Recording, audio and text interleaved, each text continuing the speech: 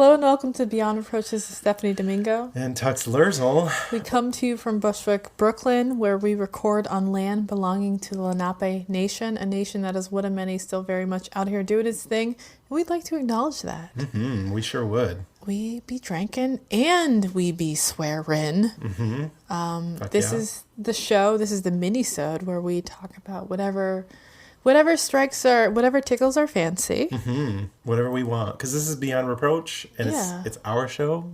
It's not your show. Yeah, deal with it. Show. This is the people's show. It is the people's show. You can request whatever you want. I was about to say power to you people. Yes, please tell us what to talk about, because sometimes we're just at a loss. We love hearing. Recently we've had emails from listeners before, but we love getting suggestions for topics. It's like, thank you for making my job easier. Mm-hmm. I love you. Also, yes. Is that weird? It's not weird. Just embrace it. Yeah. Embrace the love that we have for you for making our job easier. Yes. So today, to start with, I want to say that there's a new show. There's a new show on HBO called The Gilded Age. Yes. I believe I've already sort of told you about this a little bit. You've bits and bobs. Yes. I've heard a bit. It's from the makers of what is that show? Downtown. The BBC. How dare you? Downtown? Downton Abbey. How dare you? Look at you playing an American. Yes. Downton Abbey. I love a period piece. Yes. I love same. Just, British shit from a bygone era. Yes. Yeah. I love all of that. And I just love British actors because, that accent is so sexy. Any accent, really. I'm a sucker for all accents. Mm-hmm. Like, truly all accents. And they're just like, oh, what about like a Filipino? I'm like, I love it all. Maine? I don't love it all. I don't love it all. I am lies. Maine. Maine is such a weird one. Yeah.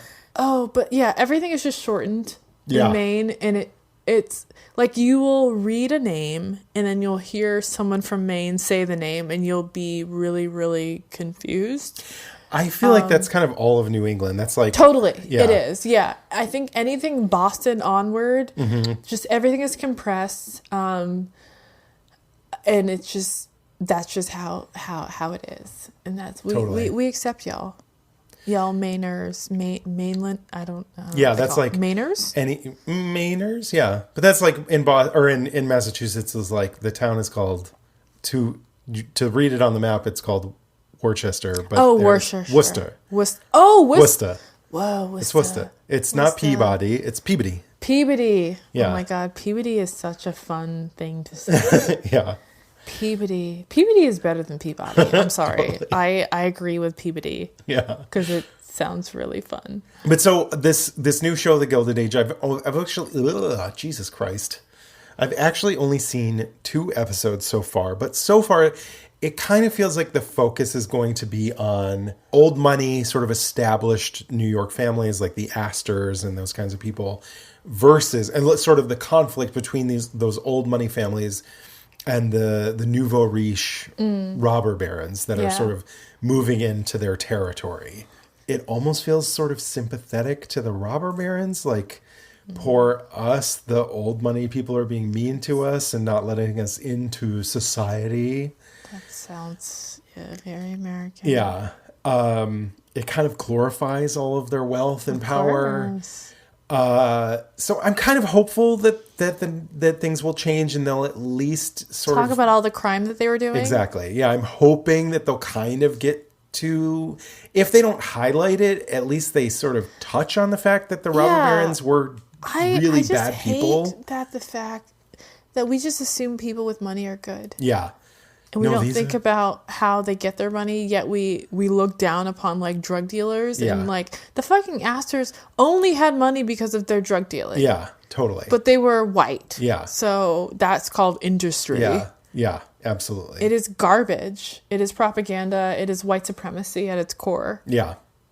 Yeah, and class supremacy too. It's like poor people that come into money don't deserve it. Rich people that have family money, they were destined to it.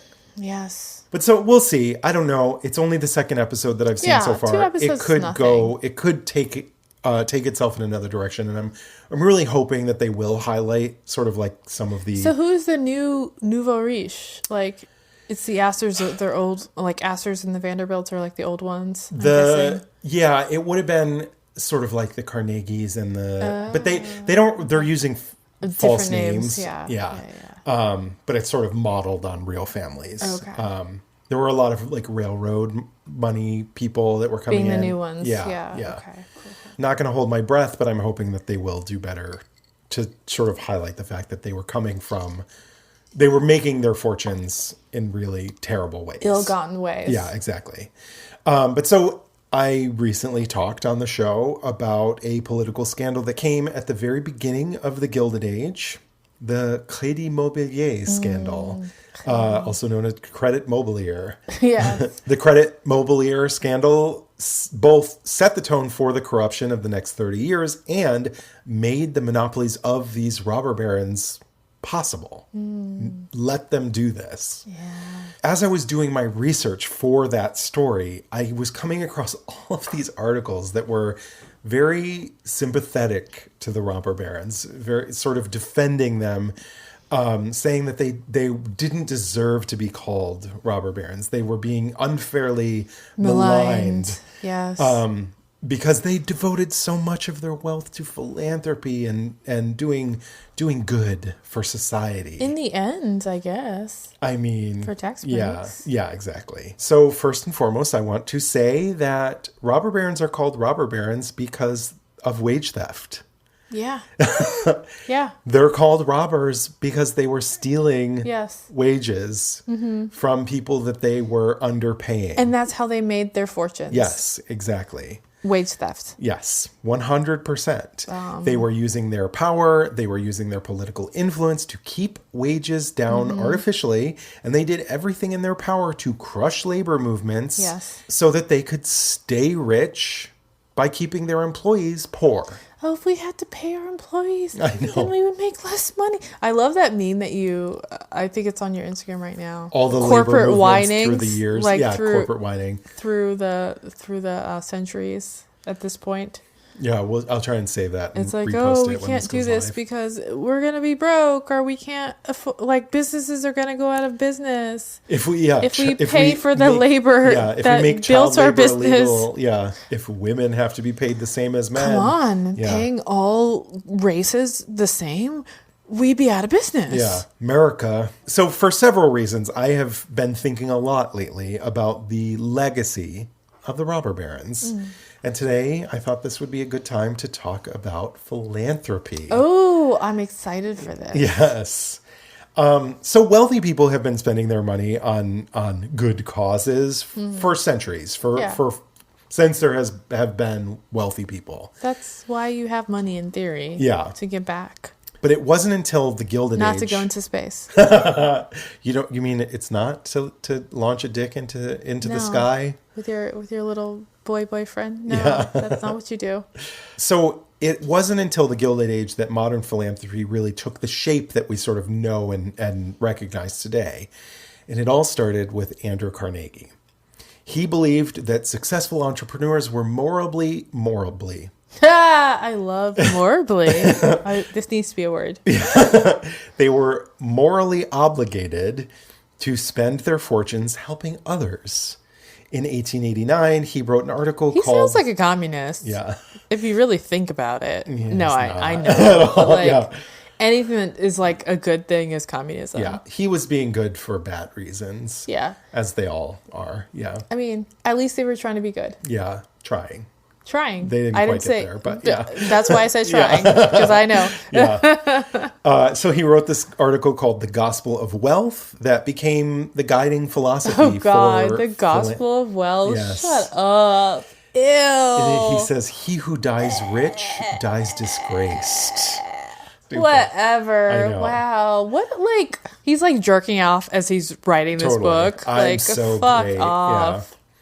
So by the time he died in 1919, he had given away more than 90% of his fortune, over $350 million, which is about $4.8 billion in today's money. Along with giving to hundreds of causes, he also built more than 2,800 public libraries. Yes. Founded what is now known as Carnegie Mellon University in Pittsburgh, and spent millions constructing New York's Carnegie Hall and other concert venues.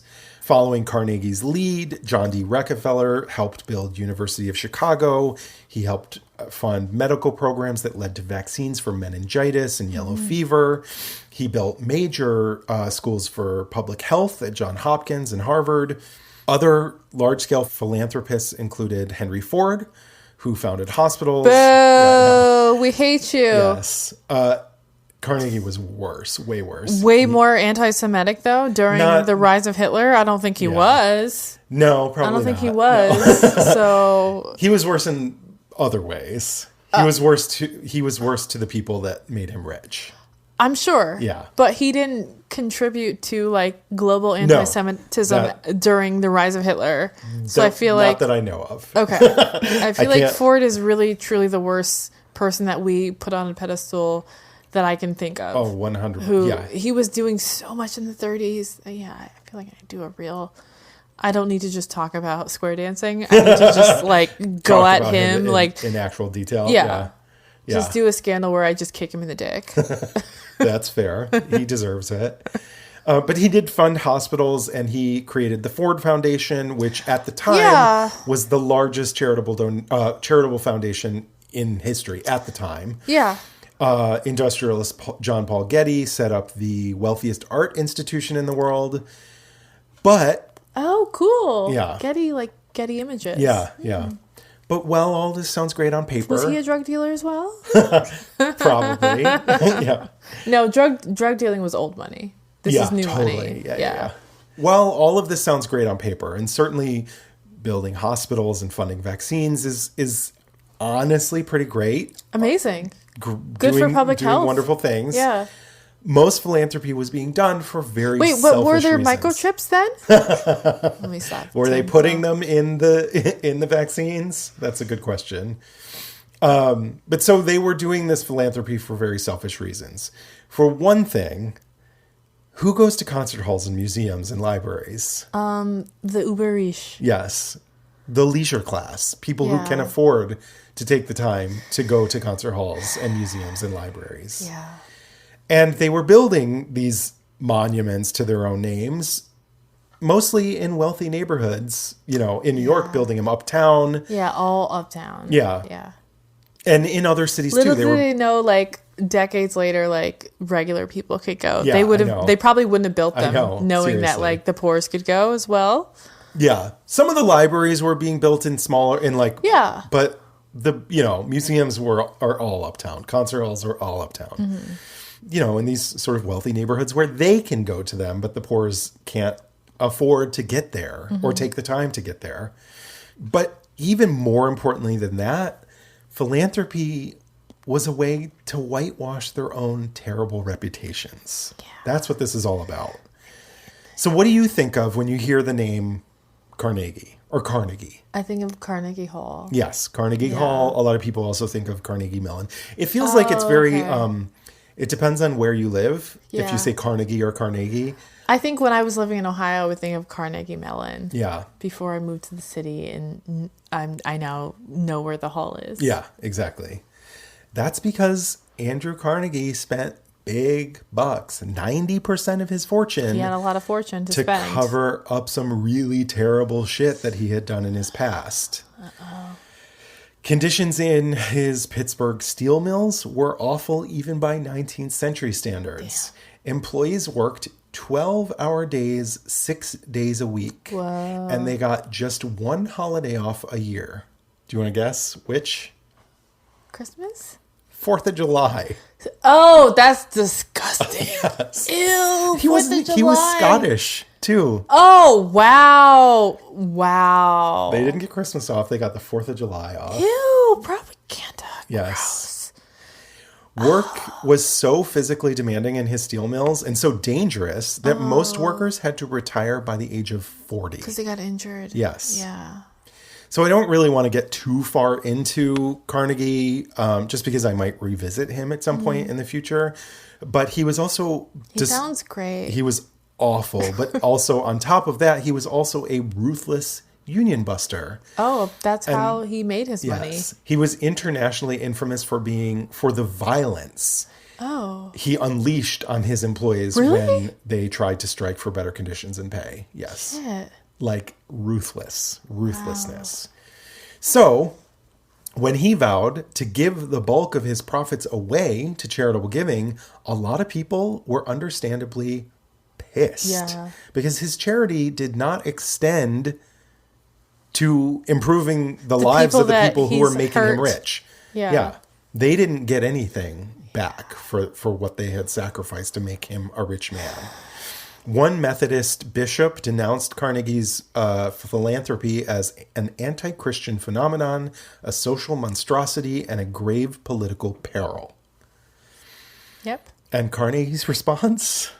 Quote, trifling sums given to each worker every week or month would be frittered away upon richer food and drink, better clothing, more extravagant living. So what? Which are beneficial neither to rich nor poor. That's not true. It's not stopping you from eating rich food and wearing extravagant clothing. What? Wow, what a piece of shit. Yes. What a garbage human being. Yes. These also sound very similar to arguments against welfare today. Like, oh, they'll buy iPhones. Oh, they're going to buy drugs. And it's like, you buy drugs with your money. Exactly. Shut the fuck up. Yeah, exactly. Shut the fuck up. Yes. So he said that by keeping profits high, he had more money with which to serve society. He believed... Serving society. Stealing from the poor to give to the poor. More like stealing from the poor to give to the middle class, essentially. So he said that he believed that by building libraries and schools and museums, he was providing people with the tools that they would need to improve their own lives. And if they didn't take advantage of those tools, that was on them, not on him. He was a social Darwinist. Yeah. He was a white man. Yes. Who came from wealth. Yes. So his workers, in response to this, asked... what good is a book to a man who works 12 hours a day, 6 days a week? Thank you. Yeah. When will I have time to enrich myself and pull myself up by these bootstraps that you didn't have to pull yourself up by? Like, working 6 days. When he came from Scotland, he was dirt poor. And he was a white man in a white supremacist country. Most of these men are so white men, you get to be a king here, even if you don't have money. Yeah. And if circumstances align and you get really lucky, you can become a king. Fortune smiled on him and he became a king, and then is pissing on all of the people who are just people like who him. come from India at this time can't be a king here. Yeah, like he can be a king. Yeah. Like it's not from nothing. Yeah. But so, of course, his Gilded Age contemporaries were also getting rich, exploiting their workers too.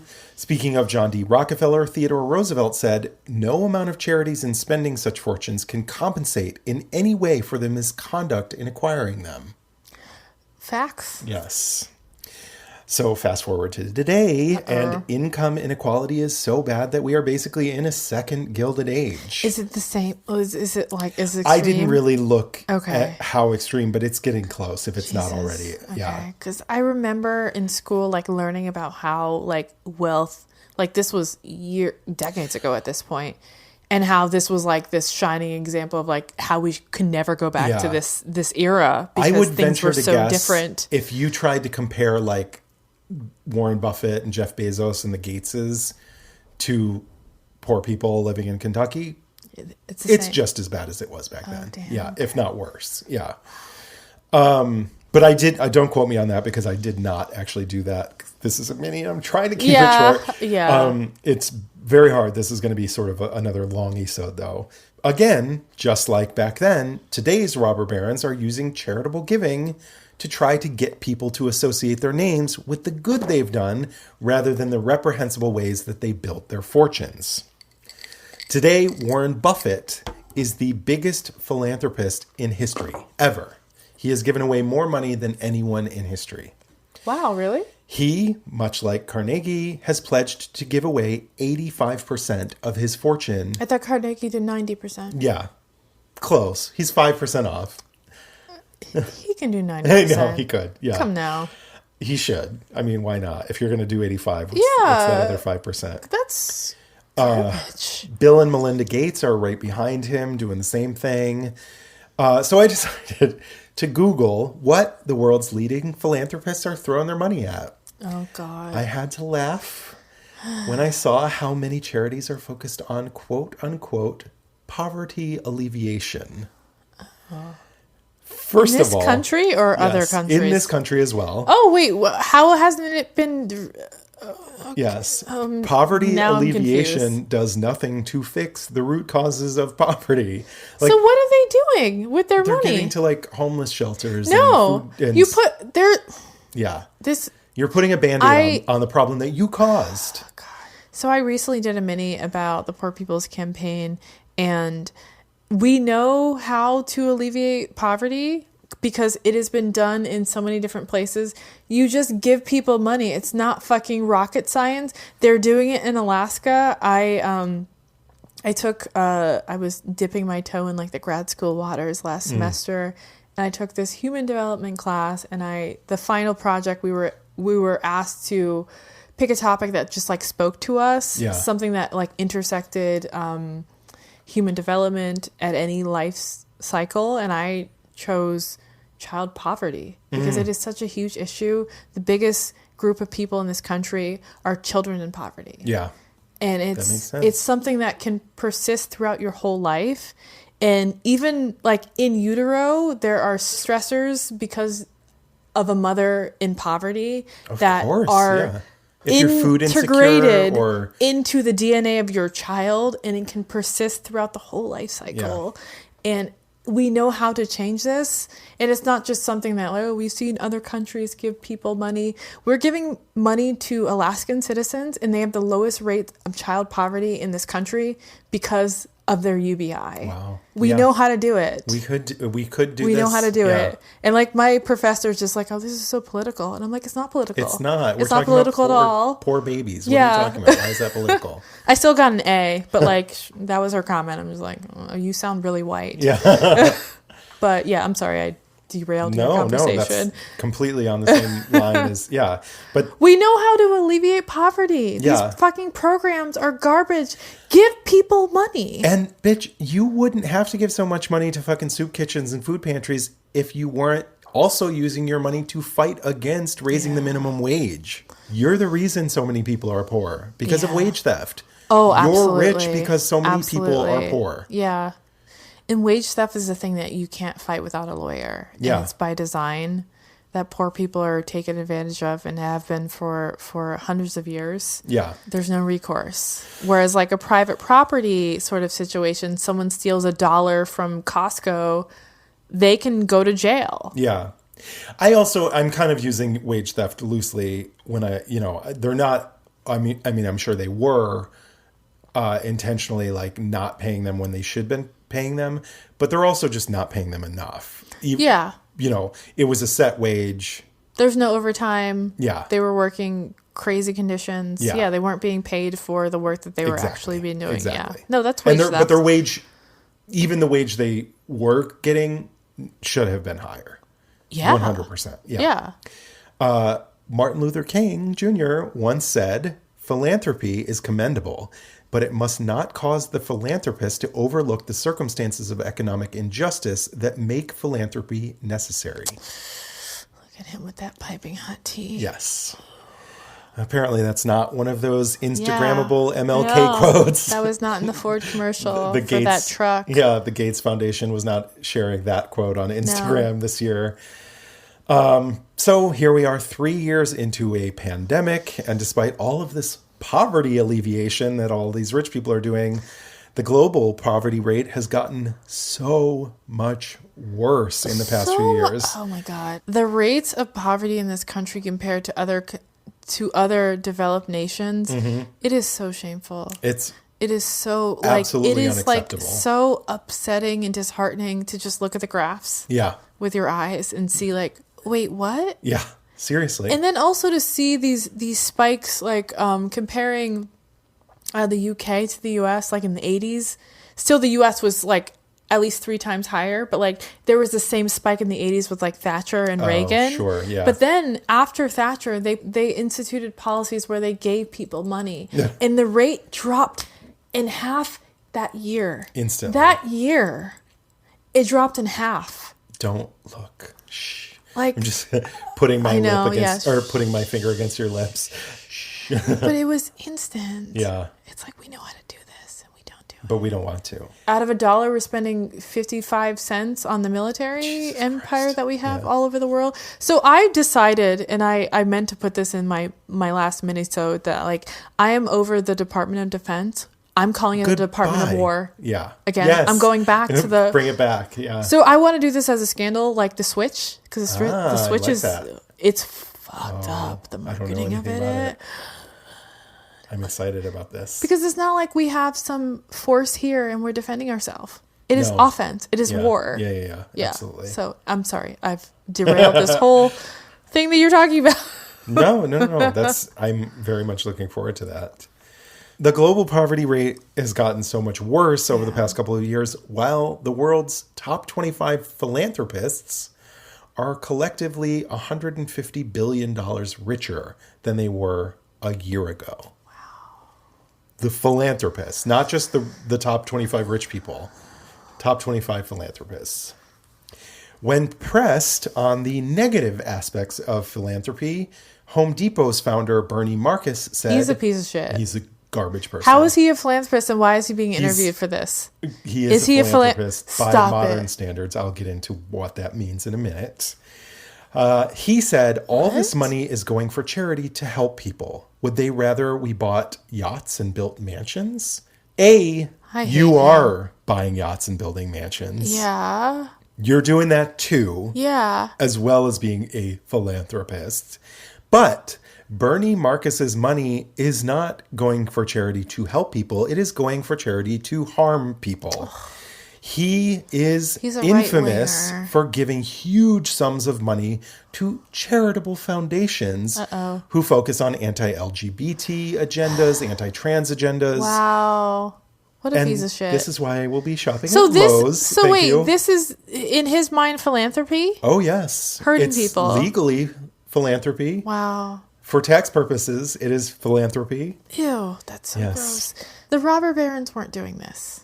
They were. Or were they? They were. They also had charitable foundations that they were just using doing like white supremacy schemes. things. Yeah.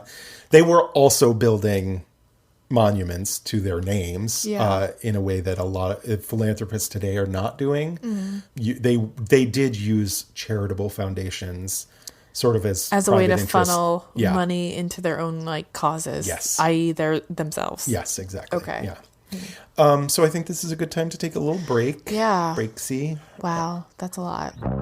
Hi, I'm Natalie. And I'm Cass. And we're the hosts of Shared History, a comedic history podcast exploring the stories of the often overlooked or underrepresented. The people and events your history books may have glossed over, whitewashed, man-washed, or left out completely. From the Mayan creation myth to the Deaf President Now movement of the 1980s. From ancient scientist Avicenna to first female principal chief of the Cherokee Nation, Wilma Mankiller. If you saw it in a footnote once, or have never heard of it, we are here to share it with you. Join us in a rotating guest list featuring scholars, writers, teachers, entertainers, entrepreneurs, subject matter experts, and more. Tune in to Shared History on Apple Podcasts, Stitcher, Spotify, you know the drill. And follow us at Shared Pod on Instagram and Twitter. And as always, share you later.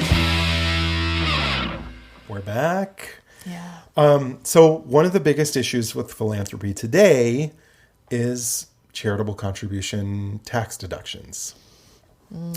Basically, the amount that you can deduct from your tax returns is based on your progressive income tax bracket. So the higher your tax bracket, the more the government forgives when you give to charity. So if you're taxed at 40%, and you make a $1,000 donation to a soup kitchen, the government forgives 40% of that donation. So $400 of your $1,000 donation comes from the government, not from you, essentially. Meanwhile, a middle-class person who has a 20% tax bracket. Yeah. If they make that same exact donation, Only the 20%. soup kitchen is getting $1,000 no matter what. Yeah. But that person... Is spending that 80% donation, of that donation. Exactly. So that donation, the same donation is costing them $200 more than it does the rich person who has more to give. And millions of Americans... That's so fucked up. Yes. Our tax system needs to be fundamentally torn down from the bottom and Totally. This is so unfair. And this system only works if you itemize your taxes. Yeah. And millions of Americans don't itemize. Yeah. So those people, they're still giving to charity, but they don't get anything back. They get no deduction at all. So those people are the paying... fact that we have to do our own taxes is its whole other... Yeah, other countries aren't doing this. No. Other countries don't make this system. They don't make their citizens pay to do their taxes. Yeah. They do their taxes. It's a part of just being a citizen. Yeah. It's done by the government. The government gives you the money. There's no withholding. Why should you pay to give the government money? You have to pay to give the government money. It's because it doesn't we make live any in a fucking business. sense. Yeah, exactly. A really predatory business, unfortunately, in a lot of ways. Why is there a TurboTax? Why? Seriously. The government knows how much money we make. Yeah. They can talk to our it's completely employers. unnecessary. Why is this so cumbersome? Because they make money. Because Yeah. it's a whole industry. Yeah. And other private industries can make money off of you having to give your money to the government. But so on paper, the fact that the higher tax bracket is, the more you get back, seems like it's sort of meant to be something to incentivize charitable giving from the people with the most to give. You get the most back because you're giving more. You're not, poor people, middle class people, and rich people are not all giving $1,000 to that soup kitchen. Yeah, you're right. So in theory, it's supposed to incentivize charitable giving. Mm-hmm. But since wealthy people tend to choose charities or charitable foundations that align with their own views and their own values, it actually makes charitable giving less democratic. Especially because tax subsidies for charitable giving cost the U.S. Treasury about $50 billion a year. Why? Because we're forgiving $50 billion from rich people that rich people would otherwise be paying in taxes. We're forgiving just for charitable foundation tax credits, $50 billion a year. So this is money that can be used for schools and healthcare 100%. And all the we could be paying for infrastructure, education, healthcare. That's bad. $50 billion. This is a terrible system. Yes. This is a garbage. I mean, that's why we are where we are today. But it explains a lot. Yeah. But this is an awful system. When Obama was trying to pass a very early version of Obamacare that was much more similar to universal health care, everyone was screaming about how expensive it was. So he was saying that he was going to find ways to bring in new money to the government to make sure the whole idea was going to be budget neutral. His idea, or at least one of his ideas that he suggested, was to cap the income tax deduction for charitable contributions at the level it was at during the Reagan administration at 28%. Cap it at 28%. Oh, my Lord. But a black man said it. Everyone lost their goddamn minds. That's communism. Everyone lost it. People were ripping out their hair and screaming about how it would be disastrous for the nonprofit industry. For what? Because if rich people had a cap on how much money they could get back, they would stop giving to charity. That's garbage. Yeah. Look at the rich people. Really, exactly. They're going to stop giving all this excess money that they just have because they're not getting it right back. Literally, what does it say about rich people if they're only giving to money giving to charity because they're going to get it back from the government? That proves that it's not about generosity in the first place. It's about a tax scheme. Yeah, it's a tax scheme, totally. But also studies have shown, multiple studies have shown that that's not true. If the tax deduction had been capped, people would have kept giving at the same rate or very similar rates. Because they have excess. What are they going to do with this money? They're going to put it in their coffin? Yeah, but a lot of some of the biggest voices against this idea were from the charities themselves. What charities, though? Even healthcare charities, charities that are focused on things like St. Jude's is there doing this? Yeah, St. Jude's, children's hospitals, breast cancer, diabetes, whatever. But if this had passed, this would have been a major win for the American health system. Yeah.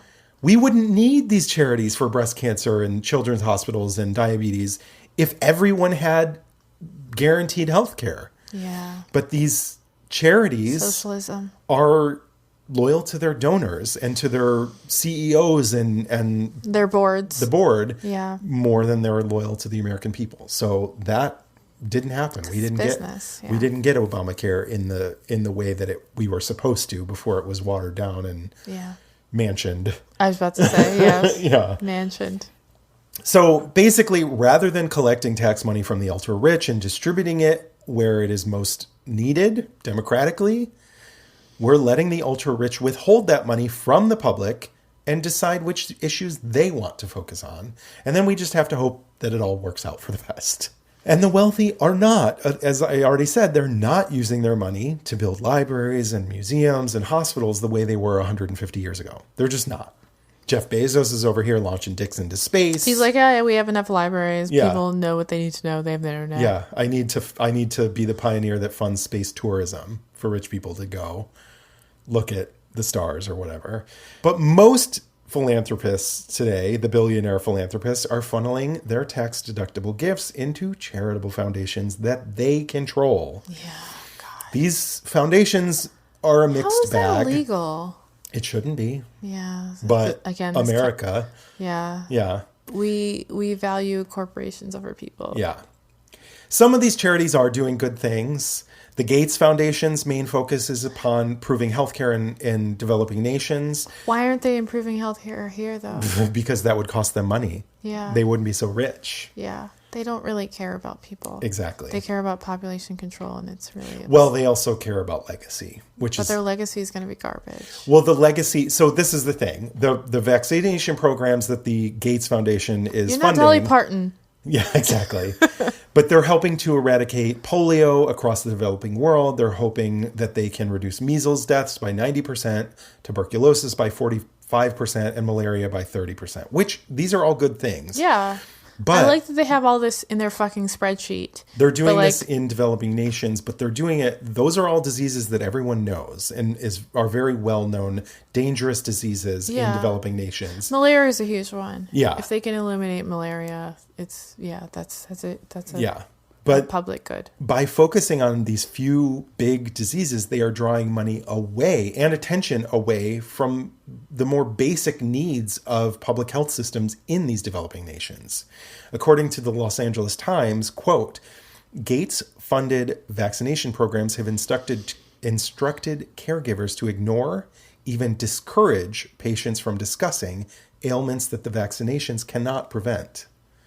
So they're like, here's a shot for malaria, but shut the fuck up about everything else that's going wrong in your world. You're cured now. Yeah, Shut exactly. your mouth. Exactly. We are the generous benefactors that cured you and Don't you have you no know? more problems. So their main concern here is legacy. They're paying to have the Gates name associated with eradicating specific diseases, well-known diseases. Got it. 100 years from now, when people think Gates, they're going to like, oh, they're the ones that eradicated polio. They're not going to think, oh, they're the ones that But they haven't. made themselves rich. Well, that's the goal. But they're also doing some real harm because they're They have missing so the bigger much picture. money. I don't know. I feel like if they wanted to really eradicate it, it'd be gone.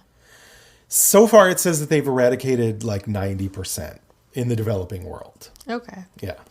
But either way, they're doing it because it's a disease that everybody knows, and it's going to make them look magnanimous. You know, it's going to make them look like the good guys, even though they're rich because there's poor people, you know, in this country. That's one of the better privately funded charitable foundations. A lot of them are really just private interest think tanks in disguise as charities to get a tax break. These private foundations have very little transparency or regulation at all.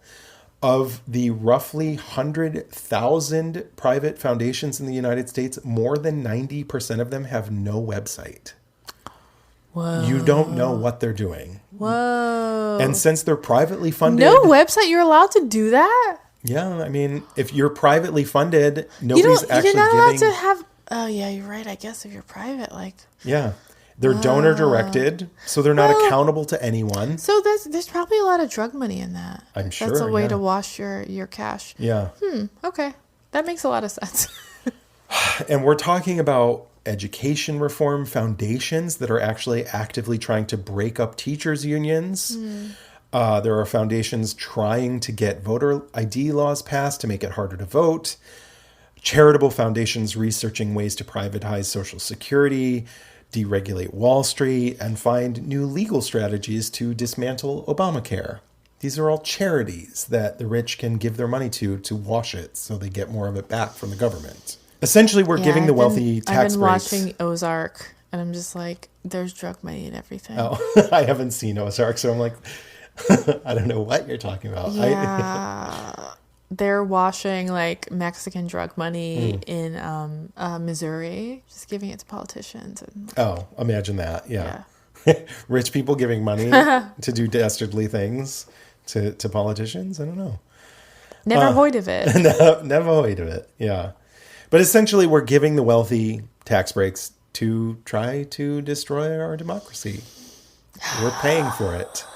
So obviously not all charity is bad. That's not what I'm saying at all. No, definitely and not. Honestly, not That's even not what I'm all hearing. charitable foundations are bad. That's, again, not what I'm saying. And even, honestly, not all philanthropists are bad. Dolly Parton is doing some incredible things with her money. Is the best. Like, can we just clone her? Seriously, yeah. If only all of the people with a lot of money in this country were Dolly Partons. Yeah. Like, you remember that when they first cloned a sheep, its name was Dolly? Dolly, yeah. They knew. Yeah. That's what we needed more of. But Jeff Bezos' ex-wife, Mackenzie Scott, is also doing some really incredible things with her money. She is. Too. Yeah. But the thing to remember, if you take anything out of this episode... Philanthropy is not going to save us. Yeah. No. And most billionaire philanthropists are either using their money to do just enough good to whitewash their legacy. Or do bad things. Yeah. Or they're using charitable giving deductions as a tax scam to funnel money into private interest think tanks disguised as charitable foundations.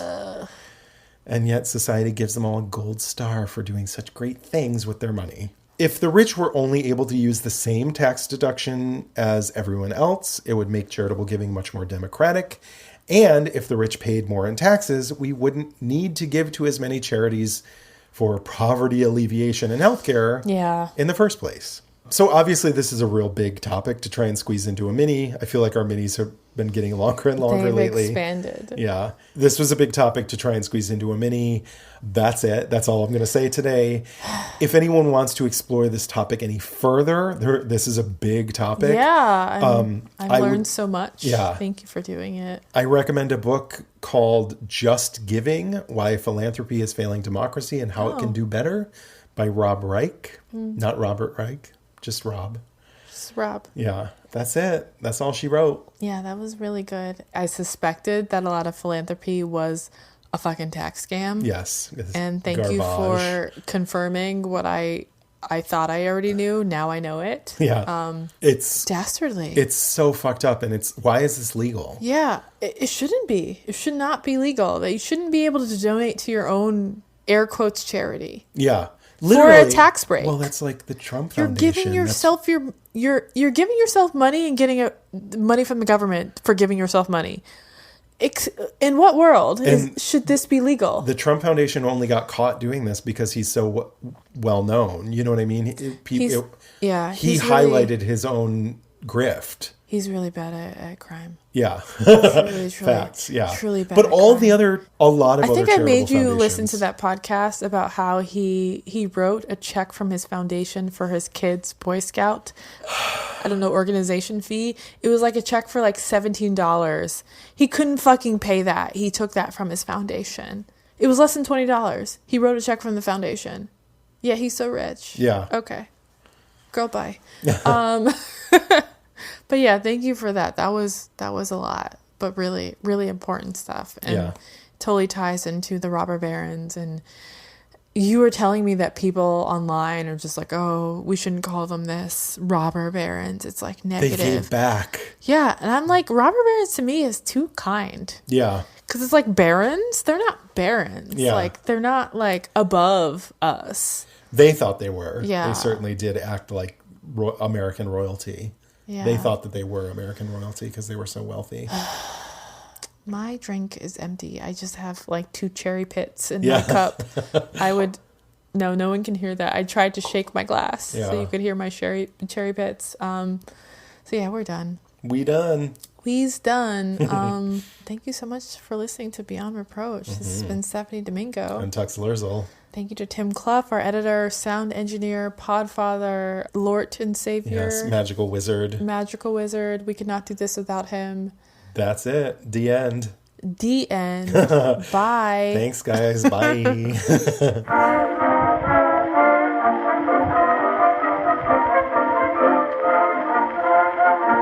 Beyond Reproach is proudly recorded in Bushwick, Brooklyn, on land belonging to the Lenape Nation. Please note we are not historians. We are just a couple of drunks who never shut up and love history.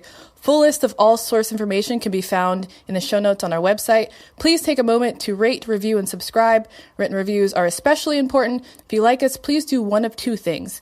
Leave us a review on Apple Podcasts, or send this episode to a friend, family member, or someone who you think would be into it.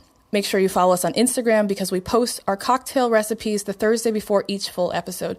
Please drink along with us if you are not driving. We also have a shop on beyondreproachpod.com. Get your merch, brand yourselves. We have exclusive content on Patreon where you can directly support the production of our show.